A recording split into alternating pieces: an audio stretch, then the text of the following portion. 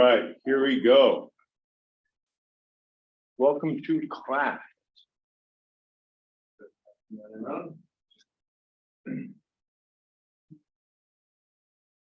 Welcome back from break.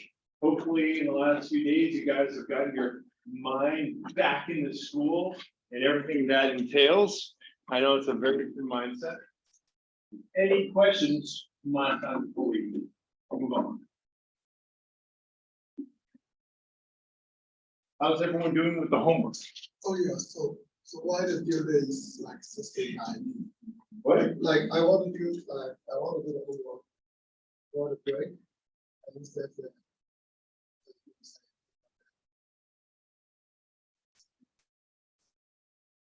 I don't understand the question. so like why the due date is so early? Why the due dates so early? Yeah.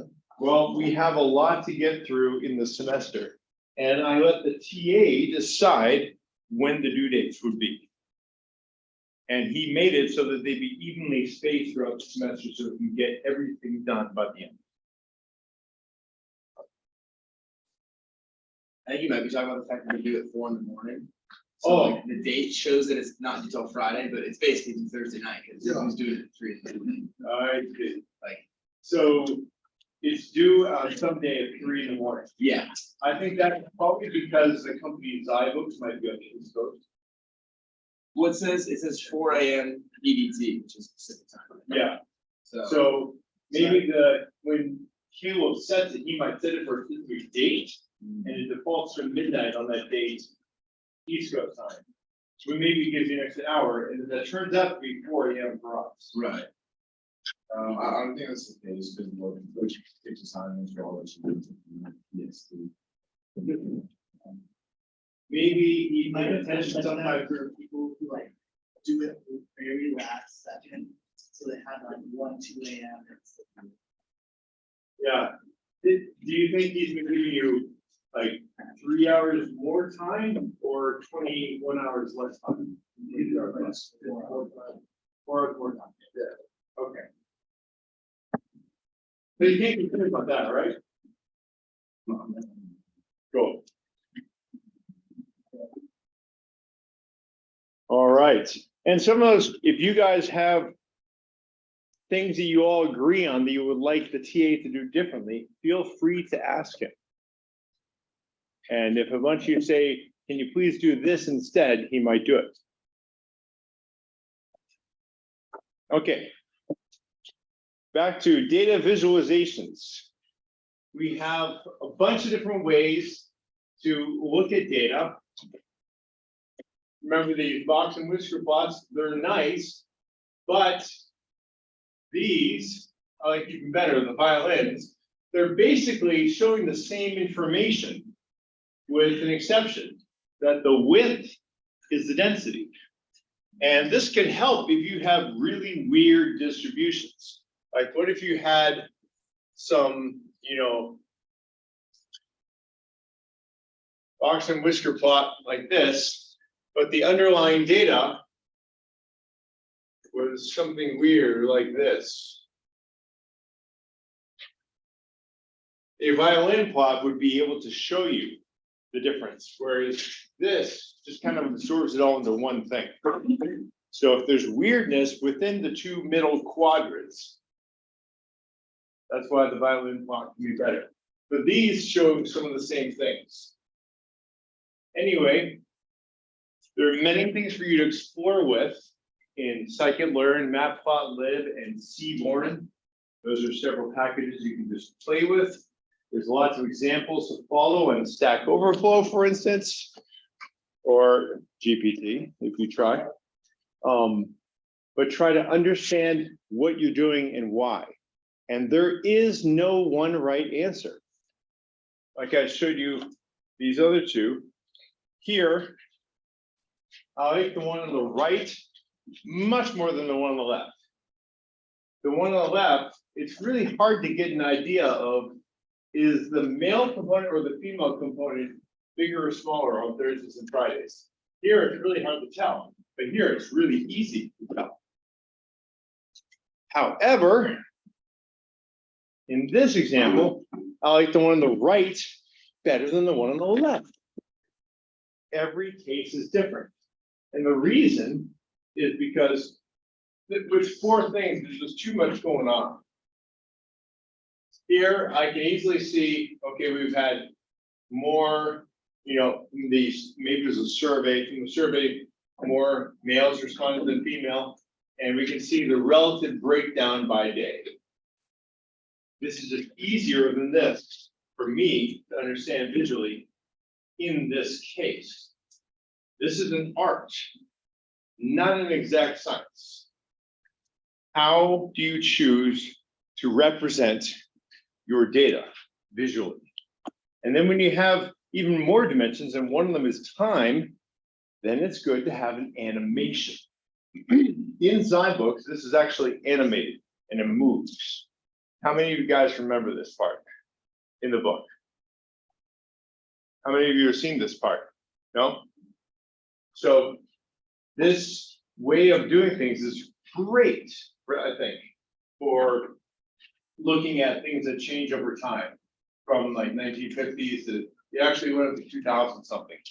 And there's this guy named Hans Rosling.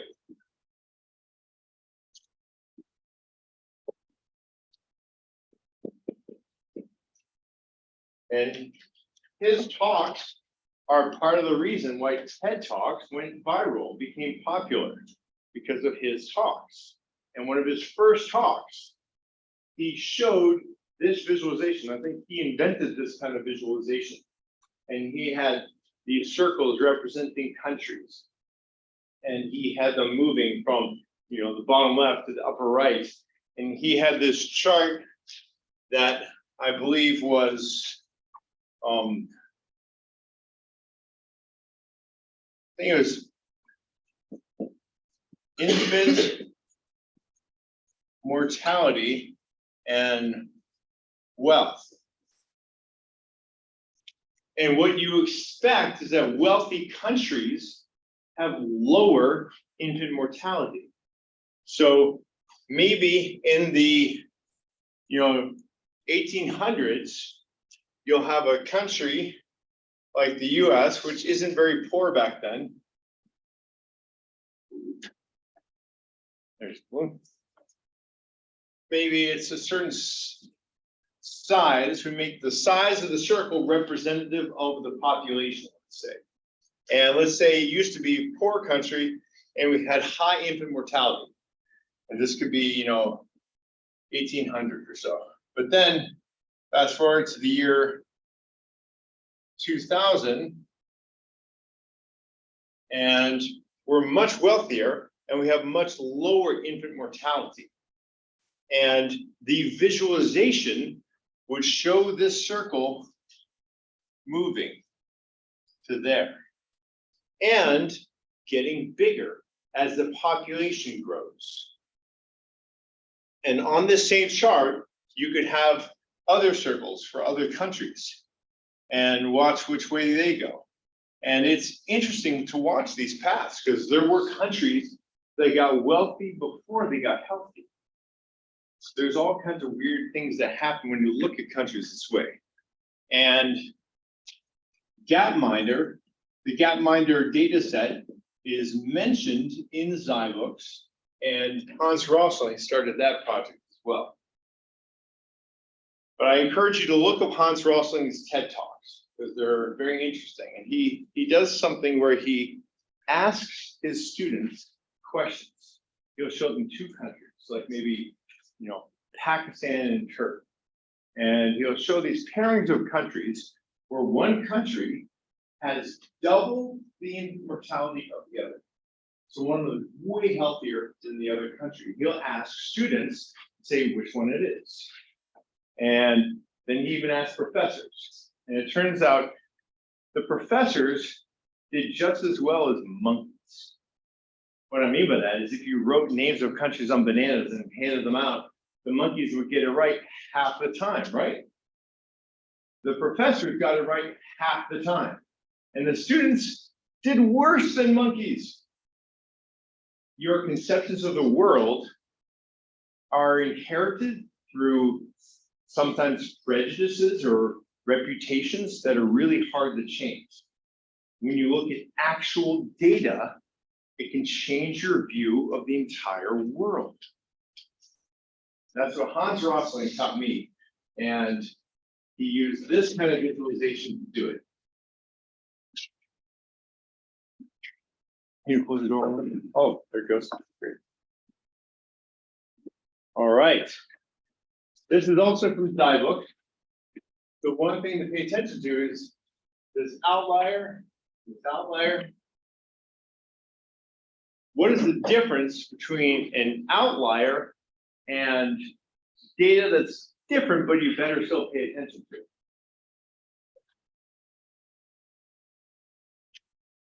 What do you think?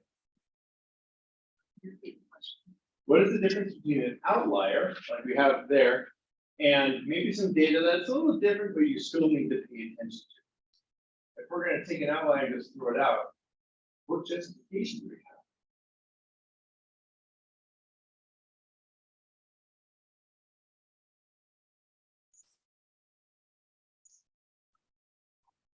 Hard. Well, would it be that an outlier, of course, is like different than the data we're trying to analyze, but the data that's somewhat different still is valuable as it pertains to the general like idea of what we're trying to figure out, or whatever the tables are trying to tell you. Yeah. Like an outlier, I don't really need something that is within the parameters what I'm looking for. Yeah, there's a shorter way to say all of that, but that's exactly right. Like a significant amount of standard deviations away. That is often how you find them, yes. If there are a number of deviations or standard deviations away, we can say those are, we just call them outliers. And typically that's what people do. They just choose a number. It's a bit arbitrary. You might say, you know what, anything that's 2 sigma away, or 2 standard deviations away, I'm just going to call it an outlier. That's not the best way to do it, but that is a way to do it. What I like to think about is, what is the underlying mechanism we're trying to model? You always want to have a model that moves and changes the way the real thing moves and changes. In a video game, if you have a person walking, you want the person's movements to model what a real person would do if they're walking, right? If you have a mathematical model of something, you want it to act like the thing you're modeling. And if you have an outlier point, maybe you need to change your model so it's not an outlier, so it fits it better. Or maybe that point really shouldn't be in your data set. Maybe it's modeling something different. For instance, let's pretend you have some data on heights. Here we have some height and some weight, whatever. This person is extra high, extra tall. What if this person has the rare genetic problem called gigantism, where their body creates too much human growth hormone during their young years, and they literally grow to be too tall. So tall that it's difficult to walk because their joints can't support the weight. Some people have mild gigantism. Andre the Giant, the professional wrestler, supposedly had mild gigantism. Robert Wadlow was the tallest man in history. He had gigantism. I think he was about 9 feet tall, or maybe 8'10" or something. But that person who is extra tall because of a disease, you can say they're an outlier because the mechanism that is guiding the height of the rest of your population is a different mechanism in a sense.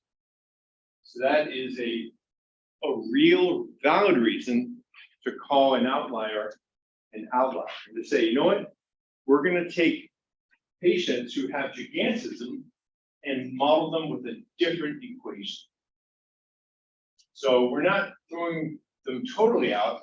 We just recognize we need to model them with a different equation. Now, when we get to more than one input dimension, that means the X has more than one dimension, so here it has two. We need to consider surfaces instead of lines. So this is like a parabola, right? But with two X dimensions and one Y. See that? Two parabolas, both pointing down. This one is like a saddle point, but there's a little bit of complexity there. You can almost think about it as there's a parabola this way and a parabola the other way, but not here. You know, it's like, or maybe they're hyperbolas depending on the exact equation. This looks cyclic, like it has some sines and cosines or sinusoidal function. These are the kinds of things you can use to model data. You always have X's and Y's. The X is your input and the Y is the output. That's typically how we do it. And remember the simple linear equation, Y equals mx plus b. Well, if you have more than one X, you're going to have m1 x1 plus x2 or m2 x2 plus b. You still only need one b because if you had two, they would just add together, right? So a lot of you have multiple inputs. You've got more than two, in fact. For your semester long project, some of you have 10, 15, or 20. So you would have to imagine in your head, this surface across 10 dimensions. Or in order to make the case easily understood to a human, because we're all humans, you do them one at a time, or even two at a time. So you take two of your X inputs, and one on one side and one on the other side, and the height is always the Y, the output variable, the thing you're trying to predict. Just to tie this onto an example, John, for instance, what is your project again? Your semester one? Olympic results. Olympic results. So the output variable is whether they win or not, or what? What medal they What medal they got. So what are two of the inputs? origin country and number of games produced. Okay, so those could be two of these. Now, the origin country is not a number, so it would be kind of disjointed, but it could be, presented like that. I would actually do those on totally separate two-dimensional plots. Because origin country is not a number, but the other one is.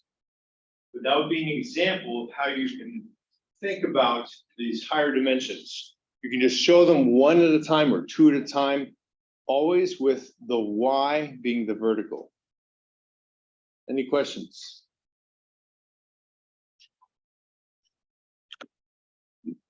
Okay. You want to look for correlations. Positive correlation, it's going up, and negative correlation, it's going down. And this, we have no correlation. What we're saying is that if you have a correlation for any X, you can kind of predict the Y. You'll be a little bit wrong, just a little bit. But if we have this case, it doesn't matter. You can't predict anything. X doesn't tell you anything about that Y. You should look at this separately for every one of your features, your input features. And there will be some features that look like this. If they do, you can just take that out and it won't hurt your model because it's not helping, right? Now, there will be rare cases where it still does help. And that's because this might not be the whole picture. Maybe it's variable A times variable B that has a correlation. So that if you look at every variable on its own, you may see this, but when you put them into a model like an XG boost model or a random forest model, Any one of these models you can use from scikit-learn. You don't even have to understand how they work. You can just look at an example and use it and see if it helps. There will be some variables that even though they look like this, maybe it still helps. You will have to experiment and figure that out. Questions? Okay, this one's cool. This is from World War II. Who recognizes this picture? You do? Yeah, this is an example of selection. Yes, but don't ruin it for the class yet. I want you guys to think about this for a second. He already knows this, and maybe a few of you have read this part of the Xi book, so you already know. But just in case you haven't,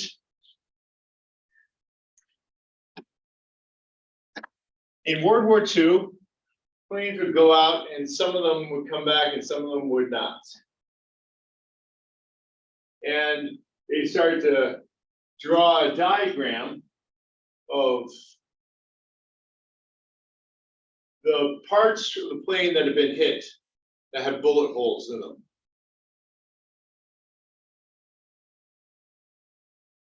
Okay. So we got a bunch of holes here, a bunch of holes here, a bunch of holes in here, here, and here. Okay. If you were an engineer, what would you do with this? Probably reinforce the areas that we drop. Okay, how about you? Would you do the same or something different?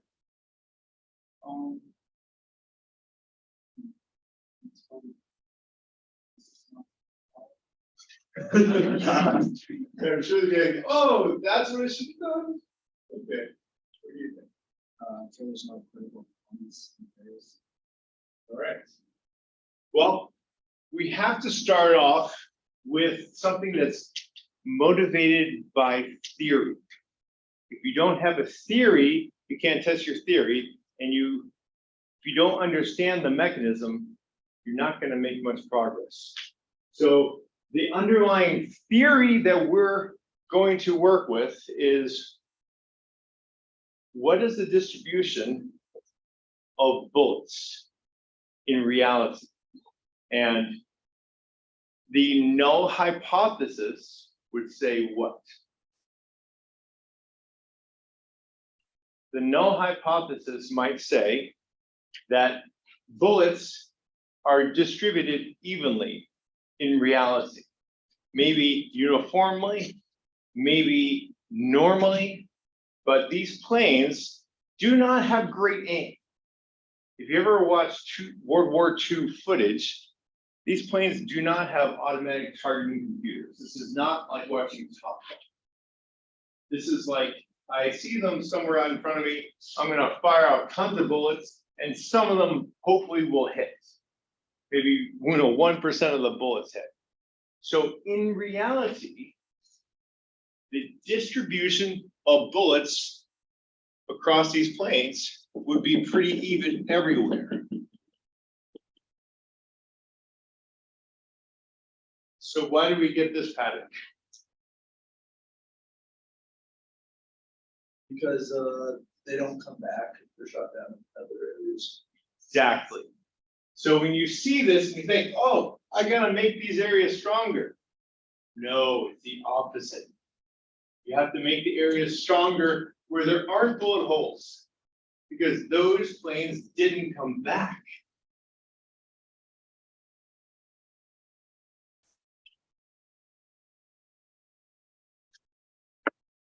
I love this example. I actually don't know why Zybook's included it, but it's just maybe another interesting way to visualize data. And if you guys have data that can be represented in something like this, that's more interesting than, this. I mean, imagine how boring this would be if instead of this airplane diagram, they had just written down a chart of the X and Y coordinate of the bullet hole. That would not be as helpful. This is very informative. So if your semester-long project enables you to do a unique kind of visualization, this is a good idea. If you're doing data on a sports field, you might want to show the sports field. If your data involves, the Olympics, I don't know what you could do. Maybe there's some kind of way you can integrate the countries. Countries could be plotted on a map instead of just a chart. But there's a lot of alternate visualizations you can do that capture the imagination of the reader and draws them in. And communication is part of data science.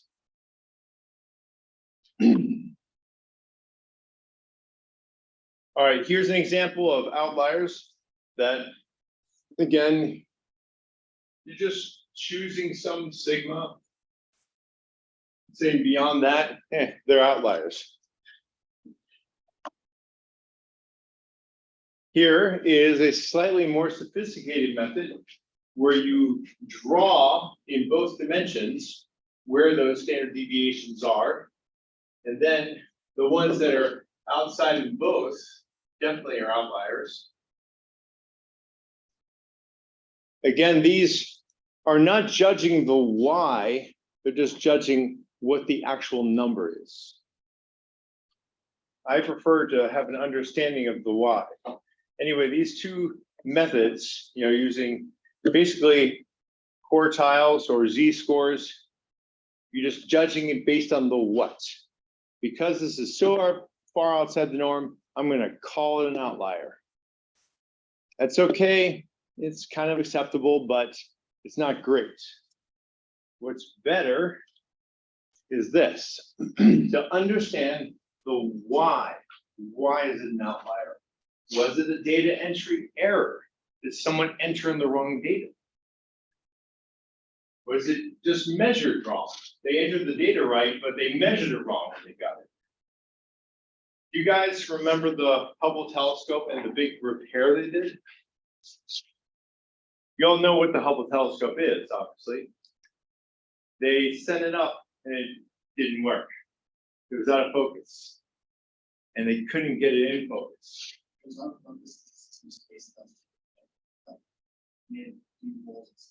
That's the James Webb telescope. Oh, We're talking about the Hubble telescope, and this whole repair thing, I think, happened before you guys were born? Mid-90s? You guys weren't born yet, right? No. Okay, so it was super expensive to repair this thing because it's higher than the International Space Station. But they had to do it because it was out of focus and it was going to stay out of focus because they made a mistake when they were building it. It was an international coalition. And when they were sharing specs, one team was using inches, the other team was using meters. Not good, not good. Measurement errors. Okay, data processing errors. Maybe your program that you're using to do the extract, transform, load process. Maybe there's a bug in there you don't know about. And that creates the outliers. Natural outliers are the only ones that are real outliers. Like a sampling error is just, we've talked a lot about statistical sampling at the beginning of the course. Like the attendance sheets. Since we haven't done it every time, we basically have a statistical sampling of the attendance. Well, what if we did a sampling error where I only sampled the front row or the back row? That would be a sampling error. This last one, the natural outlier, these are the only true outliers. To not make these first 4 mistakes, you have to be very disciplined and go over your code, go over your data again and again and again. Make sure everything is as expected.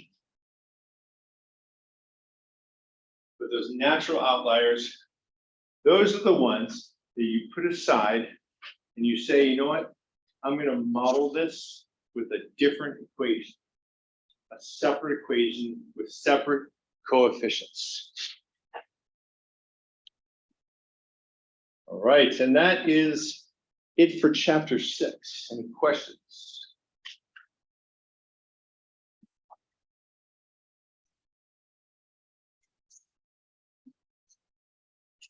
Which chapter are you on in homework?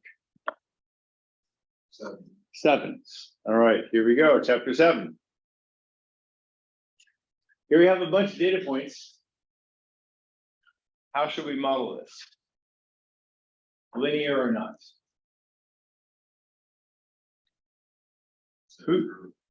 Who says a curve? Who says linear? All right. Well, if you did model it linear, you would get an answer. Is that the same? Yeah, it's, well, I don't know, maybe it's not the same, but imagine it's the same. No matter what, linear regression will give you something. It's going to give you an answer. It's up to you to decide if it's good enough. Now, if we use a curve instead, we do get something better. And intuitively, you as a human can look at this and say, obviously that's better. But that's because it's only 2 dimensions and you can see it and understand. But what if it's 100 dimensions? Then you're not going to be able to judge it visually. You're going to have to compute things. And we're going to need to be able to judge objectively how good something fits, how good an equation models some data. So let's say we're trying to build a linear model. We're assuming a linear relationship between the latitude at which a crab lives and its length. And it looks like a positive, like the higher the latitude, the longer the crab. We use the standard equations for linear regression, and there is an exact equation. You get your data, you can pump it into the program. It's not covered in this course, the raw math of it, but trust that that math works. It's over 100 years old. It will always give you one perfect line that matches it better than any other line. And can anyone tell me what we're minimizing when we find that line? What are we minimizing with this line?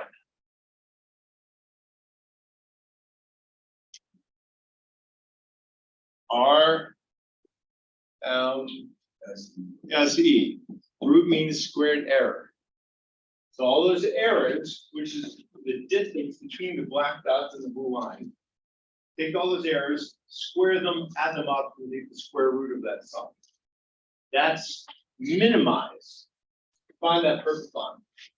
So once we find it, we have an M and a B, right? Why? Because that x equals B. B is the intercept, and M is the slope, which I guess is this. So we have this equation. We need to know how good these results are. Now there's 2 things that we like to look at. One of them is we take just the mean, which is just a horizontal line. That's top left. Then you take our fitted line, which is the top right. That fitted line is the y equals mx plus b. That is what we theorize our model to be. And this is just based on the mean. What we're doing here is we're studying variance. Variance is how much the data varies in one dimension. Here, it's in y. If you have some data that's clustered like this, and other data that's clustered like this, assuming the the coordinate systems are the same, this one has higher variance than this one. This one is lower variance. because everything's closer together. We're going to study the variance here. Don't be scared by all the math, because you won't have to do this yourselves. You can depend on Python packages that other people have written for you to do these things. So here we look at the variance with respect to that blue line, the mean value. And here, variance with respect to that fitted line. Now there's this value called r squared, lowercase r squared. It is the proportion of the variation or variance explained by the least squares regression. The least squares regression is just that blue line, regression line. So that blue line there, it explains a lot of the variation, a lot of the values, but not all of it. It doesn't fit perfectly. So what we want to get an answer to is how much of that variation is explained by our blue line. How much, how good is this model? That's what the lowercase r squared is. And it comes from this math that you don't have to understand, but we'll just go through it once. Xi, yi refers to some data point. So every data point is going to be, this could be point I, j, k, doesn't matter. Every point is going to have some coordinates, xi, yi. And remember, if you have multivariate input, this xi could be a vector. But you have xi, yi. And then there's some mean in the middle, right? Which also, this mean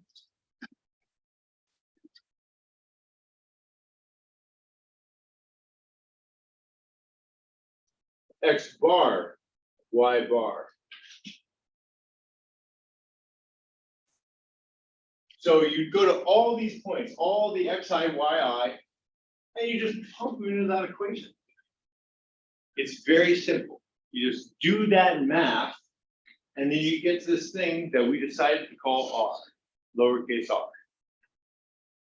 That's just what we call it. And if you square it, you get r squared. Now r squared, and by the way, the thing in the bottom is another way to write the same thing. But r squared, that lowercase r squared has another nickname called the Pearson correlation coefficient. This is the same thing, written in another way. Standard deviation of x times standard deviation of y, and above we have the expected value of x as a capital letter minus mu of x, and y is a capital letter minus the mu of y. You can think of x as a capital letter representing all the x's in your data, and y, all the y's in your data. So in statistics, we like to talk about these things called random variables, which are things that stand in for your data. They represent your data. That capital X is a random variable. Now, what are the values of the x? All the x's in your data. The expected value is, in a sense, the average value, more or less, that you're going to get. Now, how do we do that? Well, obviously, it's the sum of all of them divided by the n. But if you're doing that on both top and bottom, you can just leave it alone. So this lowercase r correlation, also called Pearson correlation, is one way to judge how good your fit is. Now, it might be negative. Correlation might be very negative if that line's going down the other way, and it might still be a good model.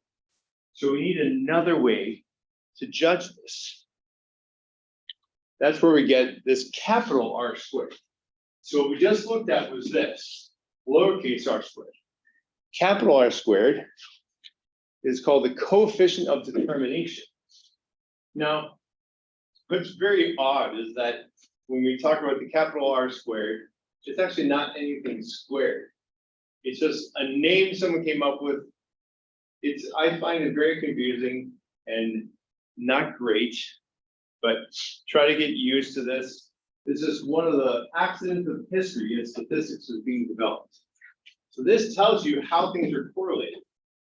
And that one tells you how good a model is. This capital R, let's look at this for a second.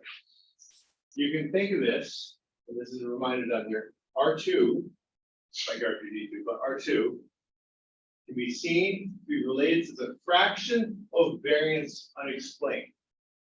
So we talked before about how much of the variance is explained. This is another way of looking at that. Remember how we had two graphs before? I'll show them again. We have top left and the top right. And the top left, we're comparing to the mean of y. And the top right, we're comparing to our fitted line. Same thing with this. The left one is comparing our data to the mean, and the second one is comparing our data to the fitted line. Now, why are there squares up there? Why are there squares there instead of just those arrow lines in this diagram? Before, usually I draw a line, we have dots, and then I draw these vertical lines. But here there's squares. The squares make sense?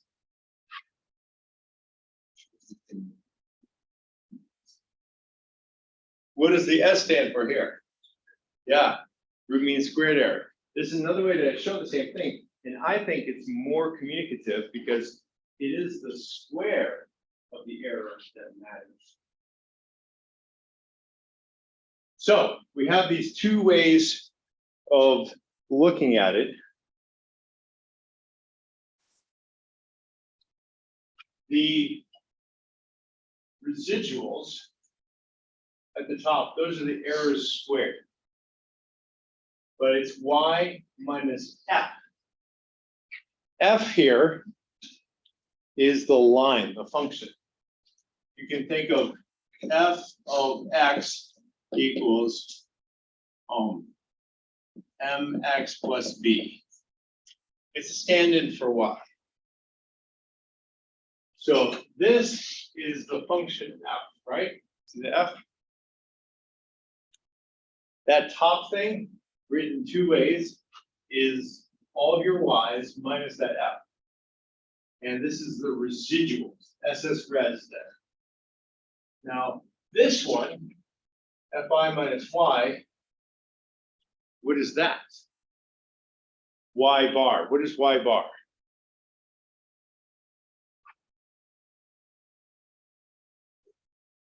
Yes, the average. That is the mean. So we just looked at this. Y bar. See that? Y bar. So we're looking at both of these things separately. The top one is for that vertical line. And the middle one, SS reg, is for comparing it to the mean. Now the bottom one, the SS total, is actually equal to both of them.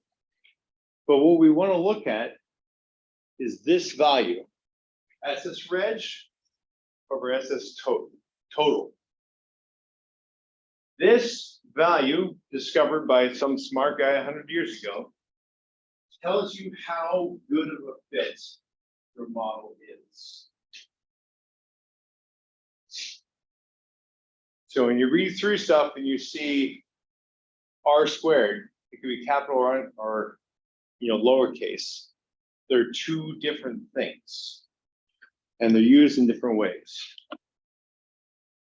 Just remember, one tells you the correlation and the other one tells you how good it fits. Lowercase tells you correlation, uppercase tells you how good it fits. And whoever came up with this nomenclature, I don't like it. It's all over the place. It doesn't really tell you what it is. It's confusing. They're both R squared. But hey, we don't get to decide what statistics is. We just get to learn about it. Anyway, the Pearson correlation coefficient, lowercase r, is used to identify patterns in things. Is it positively correlated? Is it negatively correlated? Whereas the coefficient of determination, capital R squared, is used to identify the strength of a model. How good of a fit is your model? Any questions?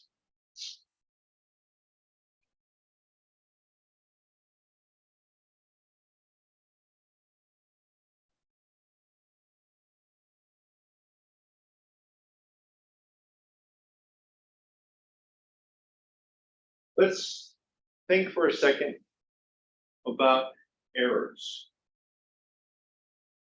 If I were to put an XY coordinate system on the floor in terms of feet, let's say, and then I were to ask you guys all to close your eyes and then tell me your XY coordinate, nobody would get it exactly right, correct? What can we assume about the errors?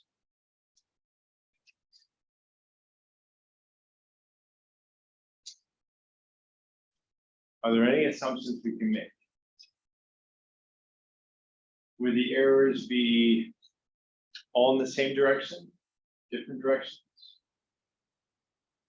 How would the errors be distributed? Like if you had to guess your XY coordinate, that's 0, and I don't know how big this room is. What do you guys think? How long is this room?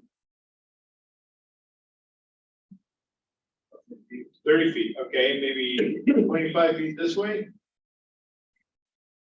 What? Oh, it's gotta be at least 3 basketball goals, right? Let's say, what do you think, 25 and 30, maybe?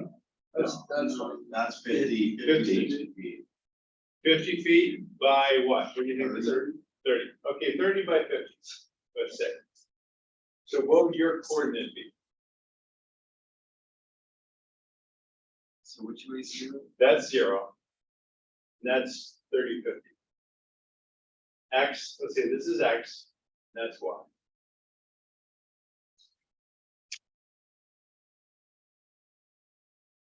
Well, what's the size of this way again? 30, 30 times 50. I don't know, like.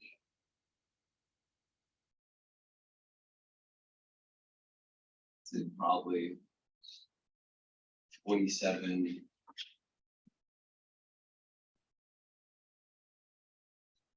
10. Okay, Apologies. in the back corner, what's your coordinate? If you had to guess.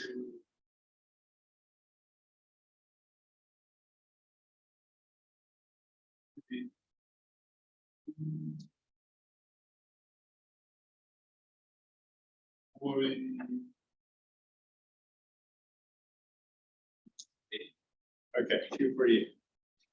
Okay. Now, someone else, how about you? Tell me, what do you think is a good confidence margin for this? Let's say a plus or minus, and to know 90% of the time, 95% of the time, we're going to be within this for this first one, for him. I think it's like plus. Plus or minus 10? Yeah. For the X and the Y both? Or no, just for the X, and for the Y, I'd say maybe 5 or 3. Okay, we'll say 4 of them. Okay. Someone else. How about you? What do you think the confidence margin should be, or the interval, for our friend in the back corner? Plus or minus? Yes. Okay, that's a good question. Plus, uh,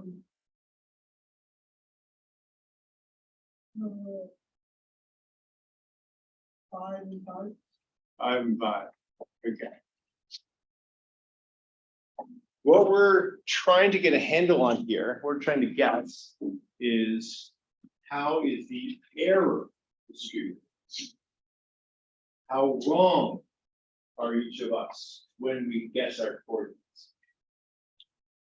What usually you start off with is the null hypothesis, which you would try to say that, okay, no matter where you're sitting in the room, you're going to be wrong the same amount of time in the same direction. Maybe there is no positive or negative bias, so the plus or minus would be the same either way, plus 10, minus 10. And the other thing is there a reason to think that you're going to be more wrong in the X than the Y? Maybe there is, but you still don't start off with that way. You start off saying, okay, the confidence interval is probably going to be something and something. So 5 and 5 would be an example. Now, if you're in a situation where you know you're going to be pretty good on the X and not on the Y, then your confidence is going to have to, the interval is going to have to widen for Y, right?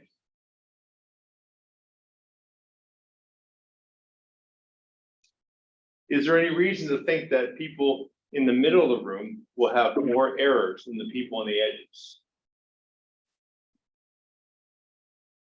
Maybe, right? Yeah. Why?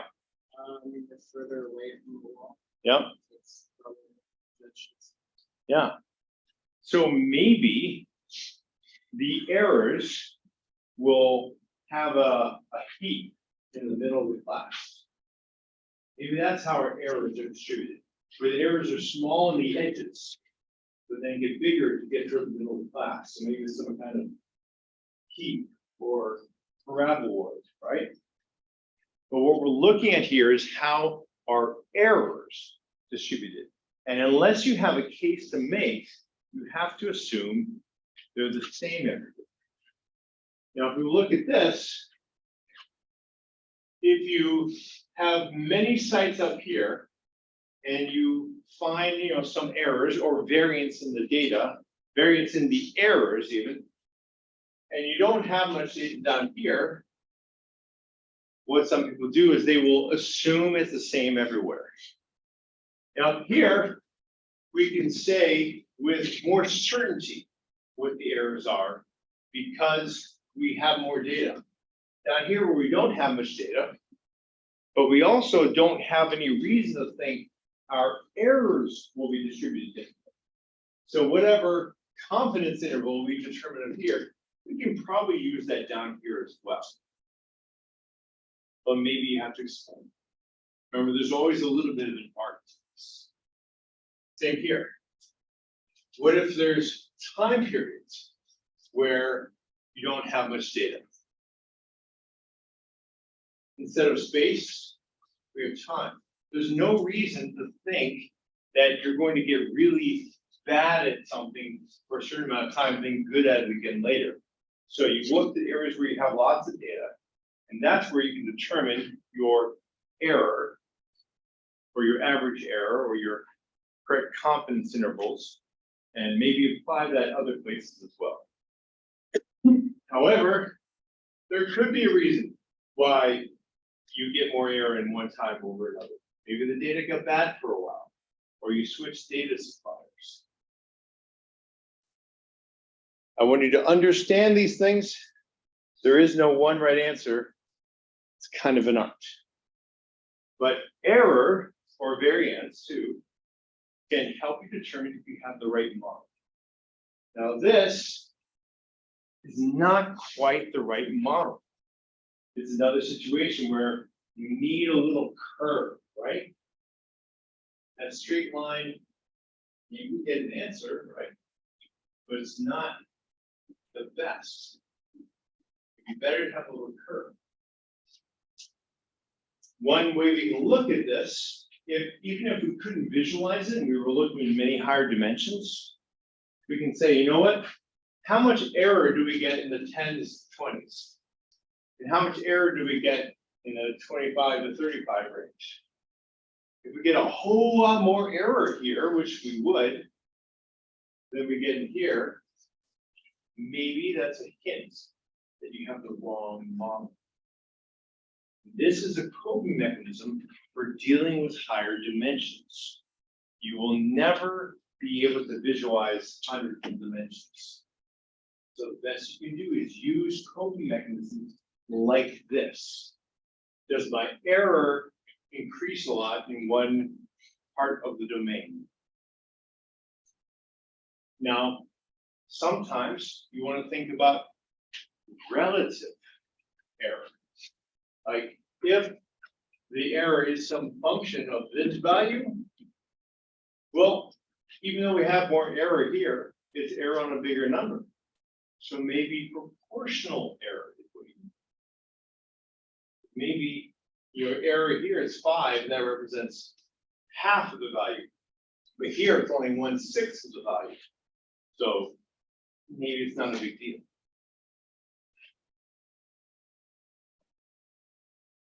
If you have more than one dimension, then you're dealing with a surface now.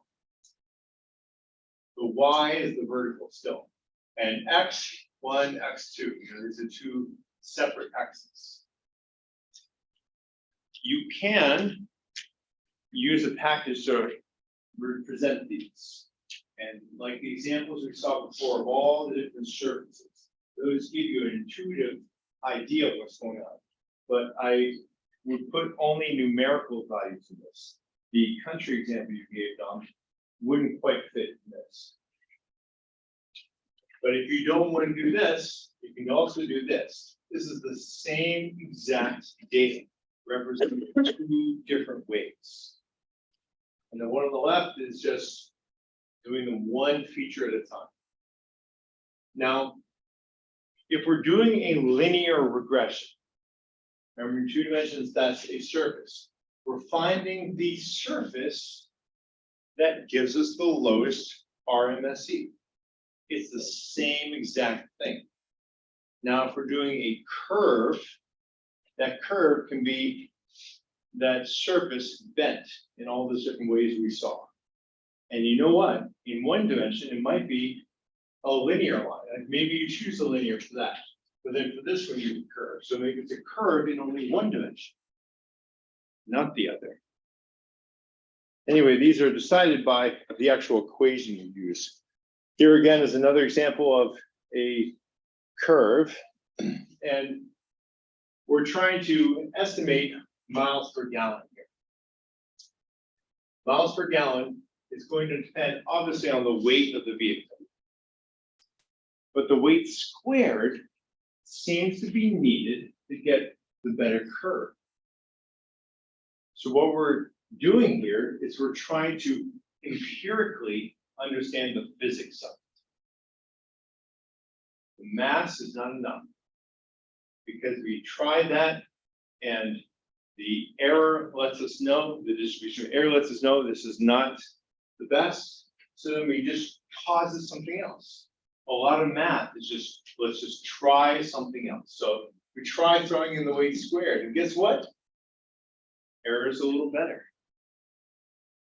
What else can you throw in besides just weights and weight squared? What are the features you think would be important for estimating miles per gallon?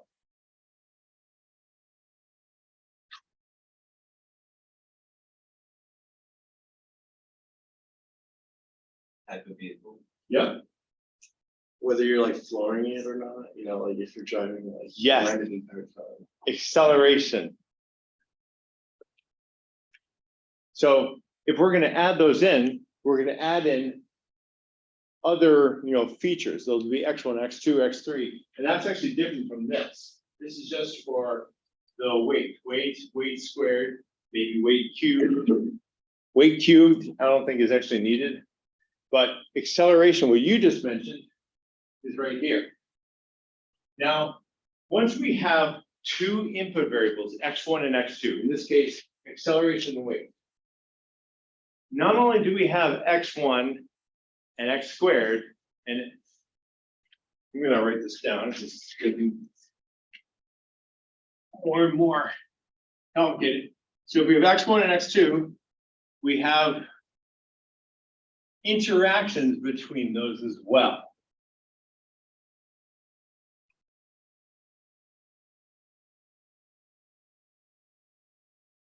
So if you have x1, some function of x1 and x2, you also have, we have x1 squared, x2 squared. We also have x1 times x2, right? So if x1 is weight, x2 is acceleration, we got, x1, x2, x2 squared, x1 times x2, and x1 squared. That interaction term. What else can affect miles per gallon? The really big one they didn't even put up here. The age on the car. That could too, yes. The engine. The engine, definitely, good. That's maybe the biggest one. I think the aerodynamics of the car.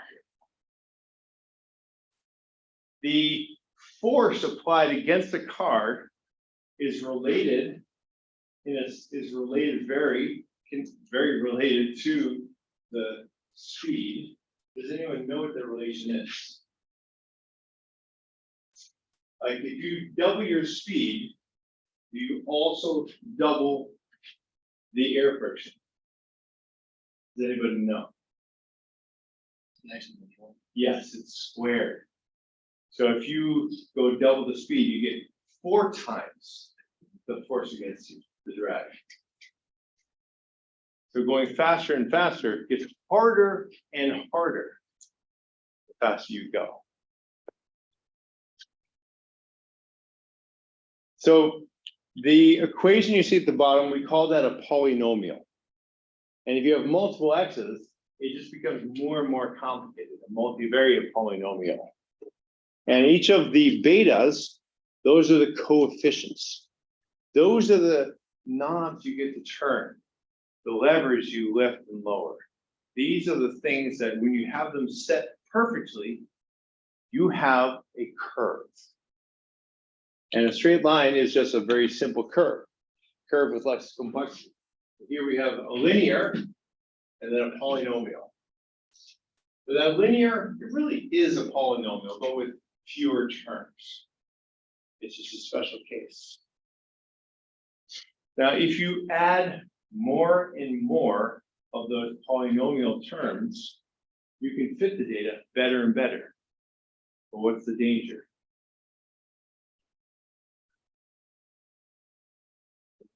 Overfit. Yes, you overfit. You get something that fits your data exactly, but it doesn't fit the unseen data. It's artificially fitting. Have you guys ever heard of a Taylor series? Mathematically, they've proven that if you have enough terms in your polynomial, you can fit anything perfectly. Anything. It's not useful, but it's overfitting is something to be aware of. You want to have the simplest equation possible that fits your data good enough. And the original way this was set was, I think, a couple thousand years ago. And translated in English, it's something like this. Entities are not to be multiplied without necessity.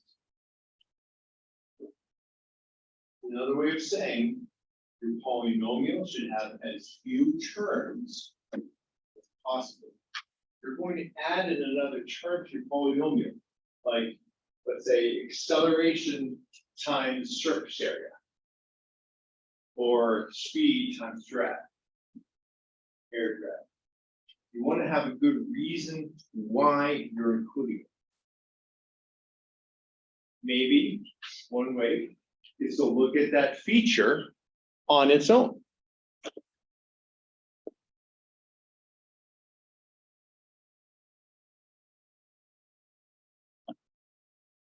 There's it right here. So on the left, we have two features, and we're looking at them both on their own.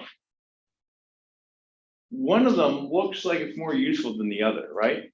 Which one looks more useful? Well, actually, there's two on the left, out of those two on the left. The upper one or the lower one?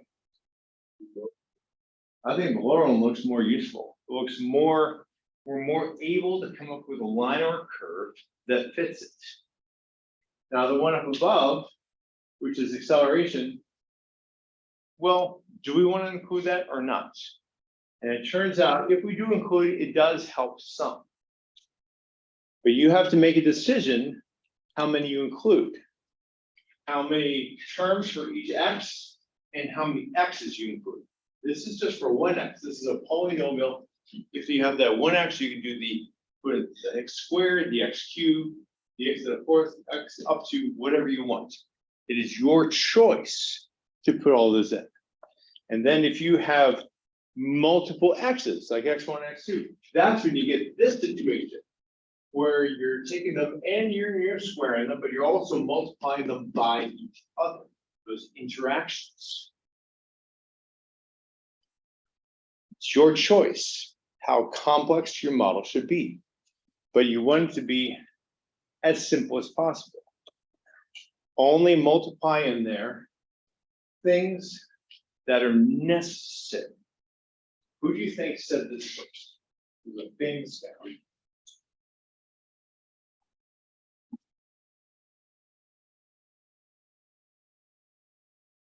This saying is so famous, this saying has a name.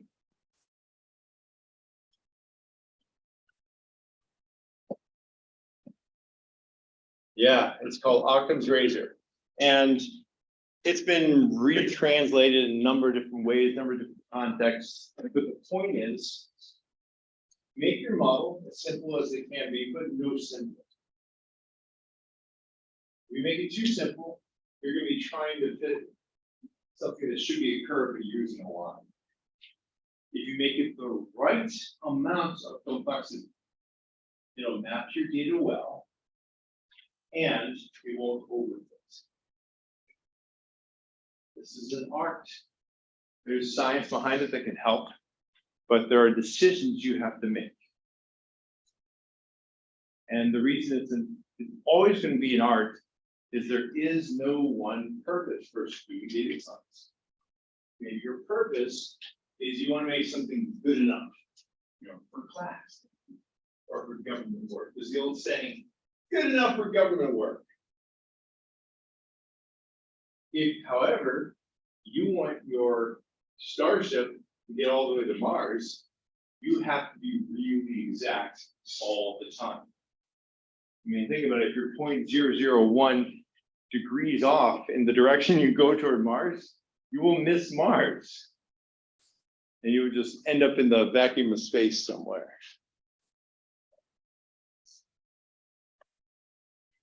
Okay, so what if your data doesn't look like this, but instead looks like this? It's just trues and falses. We can't fit that with a line, can we? Can we fit that with a curve?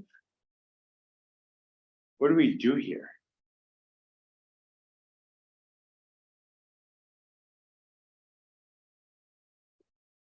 It'd be like a parabola, maybe. Where would the parabola start and end? Which direction would it go? Would it be like this, or would it be like this?